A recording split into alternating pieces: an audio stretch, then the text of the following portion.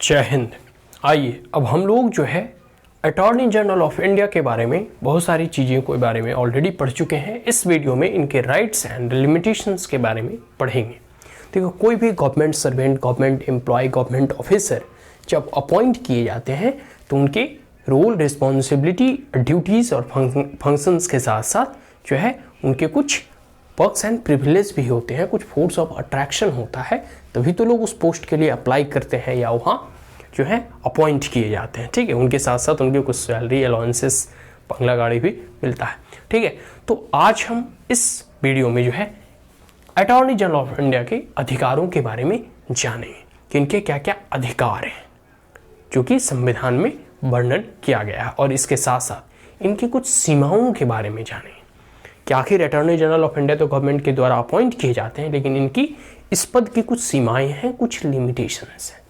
ठीक है, तो सबसे पहले हम इनके ड्यूटीज़ के बारे में पढ़ा। ठीक है, उसके बाद हम इनके अधिकारों के बारे में पढ़ते हैं। अब देखिए आगे है कि इन performance of his duties attorney general जो है गवर्नमेंट के द्वारा अपॉइंट किए जाते हैं, तो इनका कर्तव्य क्या होगा? गवर्नमेंट के, हमने पढ़ा था कि जो भी लीगल इशू हैं, लीगल मैटर हैं, उनमें एडवाइस देना, सुप्रीम कोर्ट और हाई कोर्ट में जो है गवर्नमेंट को रिप्रेजेंट करना। तो ठीक है, तो attorney general right of audience in all court in the territory of India. जो अटॉर्नी जनरल होते हैं वह भारत के किसी भी न्यायालय में राइट ऑफ ऑडियंस उन्हें मिला हो। एक प्रकार से जब भी न्याय होता है तो न्याय में देखते हो मूवी वगैरह में एक दर्शा होता है जिसमें दर्शक, मीडिया, पत्रकार वगैरह देखते हो पीछे बैठे हुए रहते हैं। तो मतलब एक प्रकार से ऑडियंस का अधिकार है वहाँ पूरी के पूरे, कहीं भी किसी भी भारत के जो है न्यायालय में जो है ये वहाँ जाके कोई भी केस अगर संबंधित हो इनसे तो वो सुन सकते हैं, बैठ सकते हैं, देख सकते हैं। ठीक है, और अगर इनके अधिकारों की बात करें, इनके राइट्स की बात करें, तो right to speak and take part in the proceeding of both the house of the parliament. दोनों हाउस, लोकसभा और राज्यसभा, दोनों सदनों में यह पार्टिसिपेट कर सकते हैं या गवर्नमेंट के, क्योंकि देखो मैं बार बार कहता हूं कि जो सरकारें होती हैं उसकी एक लिमिटेशन होती है, वो पूरे के पूरे संविधान और कानून के जानकार नहीं होते। अब इसीलिए इनकी नियुक्ति की जाती है कि यह सुप्रीम कोर्ट में रिप्रेजेंट करेंगे या कानून से संबंधित एस्पेक्ट्स को या पार्लियामेंट में भी रख सकते हैं, बोल सकते हैं, मतलब टेक कह सकते हैं कि पार्ट इन द प्रोसीडिंग, मतलब प्रोसीडिंग में वो पार्टिसिपेट करते हैं। अटॉर्नी जनरल जो होते हैं, जब पार्लियामेंट सेशन में होती है तो आप देखोगे कि कभी कभी वो अपने बीच बीच में बोलते हैं। तो अटॉर्नी जनरल जो है उस हाउस में सरकार का पक्ष कभी कभी रखते हैं जो कि कानून से संबंधित हो। जैसे कोई भी बिल आ रहा है, कोई भी कॉन्स्टिट्यूशनल अमेंडमेंट आ रहा है, तो अपोजिशन ने कुछ एलिगेशन सरकार पे लगाए, कुछ बिल का जो है या फिर प्रावधानों में कहा कि यह इस प्रावधानों का उल्लंघन करता हुआ प्रतीत होता है। इन परिस्थिति में सरकार की नैया को जो है खेबने में इनका मदद होता है और कानूनन सलाह यह देते हैं। तो पार्लियामेंट में जो है यह पार्टिसिपेट कर सकते हैं। हाँ, इन्हें वोट डालने का अधिकार नहीं होता है। वोट वही डाल सकते हैं जो इलेक्टेड रिप्रेजेंटेटिव होते हैं। ठीक है, संसद वगैरह होते हैं, संसद में ये पार्टिसिपेट कर सकते हैं। ठीक है, या जो है वहाँ बोल भी सकते हैं, संसद में पार्ट भी ले सकते हैं प्रोसीडिंग्स में, बोथ हाउस, लोकसभा और राज्यसभा दोनों में, और चाहे ज्वाइंट सिटिंग हो या फिर कोई कमिटी हो। ठीक है, स्टैंडिंग कमेटी होती है ना पार्लियामेंट की, इंटर पार्लियामेंट्री कमेटी, उसमें ये पार्टिसिपेट कर सकते हैं, बोल भी सकते हैं, बट विदाउट वोटिंग। इन्हें वोट डालने का अधिकार नहीं है, क्योंकि वोट वही व्यक्ति डालता है जो कि इलेक्टेड होते हैं। ठीक है, क्लियर हो गया? मतलब वोट कब डाले जाते हैं? जब कोई भी अमेंडमेंट, कोई भी संशोधन या कोई भी बिल को सरकार के द्वारा पारित कराना होता है। आगे है enjoy all immunities that available to the member of parliament.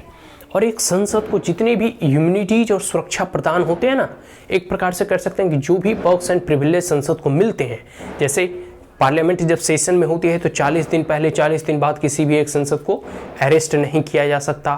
फिर बहुत सारे जो है क्रिमिनल प्रोसीडिंग्स वगैरह हैं, अगर वो चलाने होते हैं तो वो स्पीकर से सलाह लिए जाते हैं एक प्रकार से।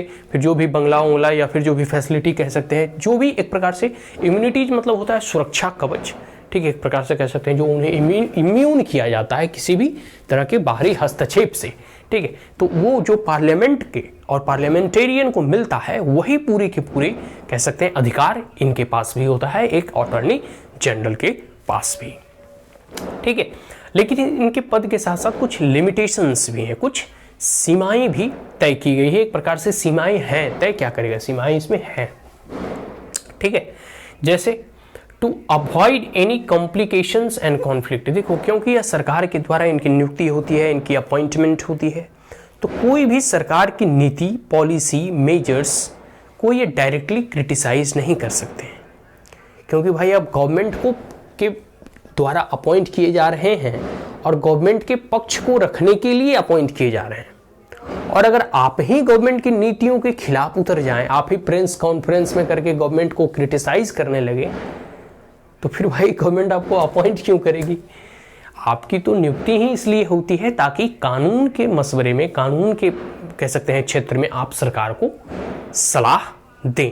लेकिन आप सरकार को ही कह सकते हैं कि उनकी नीतियों के खिलाफ हो जाए, तो फिर तो मतलब एक कॉन्फ्लिक्ट ऑफ इंटरेस्ट हो गया। Is that clear?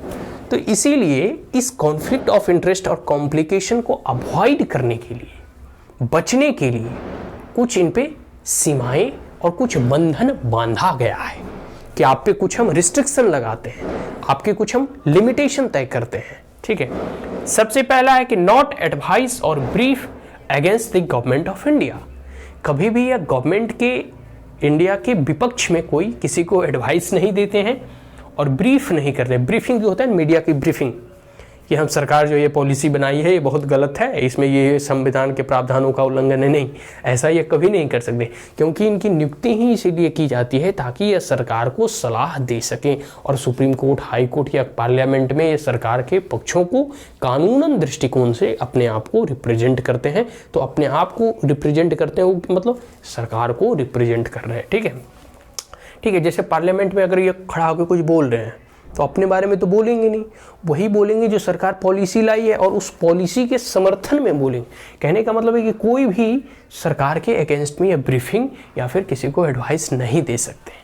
दूसरा है कि not defend accused person in criminal prosecutions without permission of the government of India. देखो, क्योंकि गवर्नमेंट ऑफ इंडिया के द्वारा इनकी नियुक्ति की जाती है तो यह भी इस पे बंधन बांधे गए हैं कि आप किसी भी क्रिमिनल प्रोसीडिंग्स में, जैसे अब एक तो होते हैं ये लॉयर ही होते हैं ना, मतलब वकील वगैरह ही होते हैं, ठीक है, तो ये प्रैक्टिसिंग वकील होते हैं, ठीक। अब है कि अगर कोई क्रिमिनल, जैसे कोई भी वकील होते हैं तो एक मतलब प्राइवेट लॉयर कहने का मतलब है कि वो अब उसकी आमदनी का सोर्स क्या है, कि वो उसके जितने भी कह सकते हैं कि क्लाइंट हैं उनके केस लड़ते हैं तो उनको सोर्स ऑफ इनकम है उनका।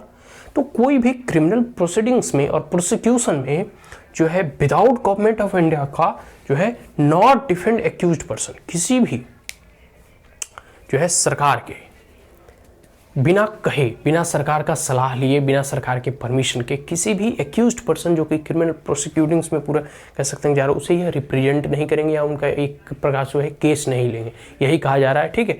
तो नॉट डिफेंड मतलब उसे आप डिफेंड नहीं करेंगे ऑफ एक्यूज्ड पर्सन, ठीक है, इन क्रिमिनल प्रोसिक्यूशन। किसी का भी अगर क्रिमिनल प्रोसिक्यूशन हो रहा है तो बिना सरकार के सलाह और मशवरा के आप उसे डिफेंड नहीं करेंगे।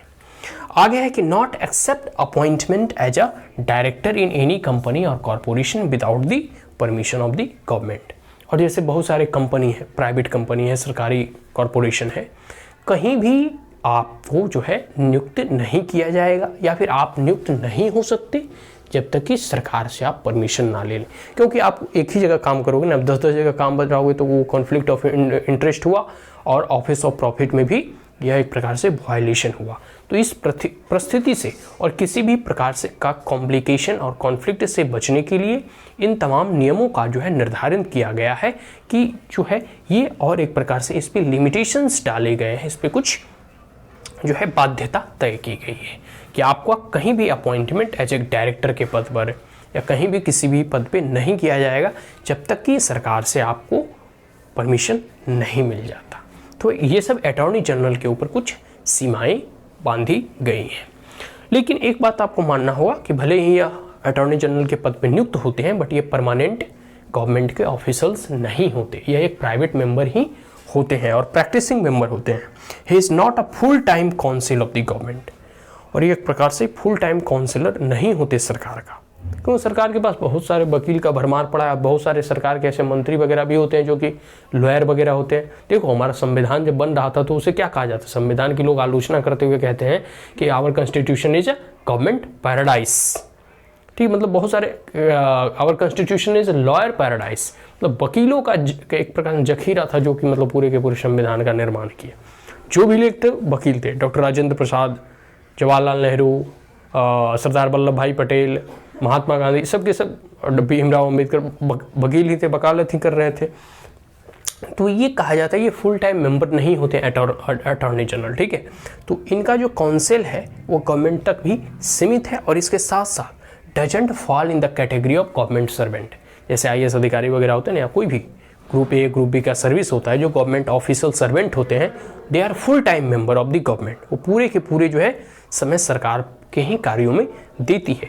लेकिन अटॉर्नी जनरल जो है एक प्राइवेट मेंबर होते हैं जो सरकार के द्वारा उनकी नियुक्ति की जाती है, लेकिन ये फुल टाइम नहीं बल्कि एक पार्ट टाइम मेंबर हुए, पार्ट टाइम जॉब में है ये। ठीक है, he does not debate from the private legal practices, और साथ साथ इन्हें जो है इनकी जो प्राइवेट लीगल प्रैक्टिस है, जो मतलब वो इनसे इनको कह सकते हैं हटाया नहीं जा सकता, और इससे कह सकते हैं पूरी तरह से ये नहीं कहा जा सकता कि आप जो प्राइवेट आपकी जो लीगल प्रैक्टिस है उसे आप छोड़ दें, नहीं।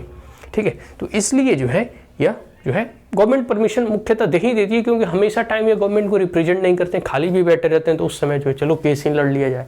वकील ही तो है, वकील का तो काम ही है केस लड़ना। ठीक है, हाँ, बशर्ते है कि कुछ गवर्नमेंट का रिस्ट्रिक्शन है कि चलो आप परमिशन ले लो। ठीक है, ताकि जो है सरकार यह देख ले कि भाई अब जिसको रिप्रेजेंट कर रहे हो, सरकार का कह सकते हैं कि कोई पॉलिसी कोई नीति के अगेंस्ट तो आप नहीं रिप्रेजेंट। जैसे कोई क्लाइंट आया और वो सरकार की नीतियों के खिलाफ ही सुप्रीम कोर्ट में जो है याचिका दायर गया, तो आप उसको तो रिप्रेजेंट नहीं कर सकते ना, क्योंकि यहाँ रिस्ट्रिक्शन किया गया है कि आप सरकार के अगेंस्ट, सरकार के पॉलिसी के अगेंस्ट आप जो है कोई भी पर्सन की आप सहायता नहीं कर सकते एक प्रकार से, क्योंकि आपकी अपॉइंटमेंट सरकार के द्वारा की गई है ताकि सरकार को लीगल एडवाइस दे सके। अब ऐसा तो एक व्यक्ति है नहीं कि आप सरकार को भी लीगल एडवाइस दे रहे हो, उधर सुप्रीम कोर्ट में उसके खिलाफ भी अगेंस्ट में खड़े हो। ठीक है, तो ये सब सारी जो है चीज़ें हैं, इसलिए इनके ऊपर कुछ लिमिटेशन रखा गया, और इनके साथ साथ कुछ हम अधिकारों के बारे में भी पढ़ें। तो अटॉर्नी जनरल के चैप्टर अब यहीं हम लोग समअप करते हैं, और एक थोड़ा सा जो है 2-4 पॉइंट में हम लोग देखेंगे सॉलिसिटर जनरल ऑफ इंडिया के बारे में जानने का प्रयास करेंगे। Is that clear? So that's all, and if you are the first time on my channel, then like it, share it, as well as subscribe it. Also press the bell icon. And if there were any queries, comments, suggestion, advice, you may comment in the comment box. Thank you once again. Have a great day.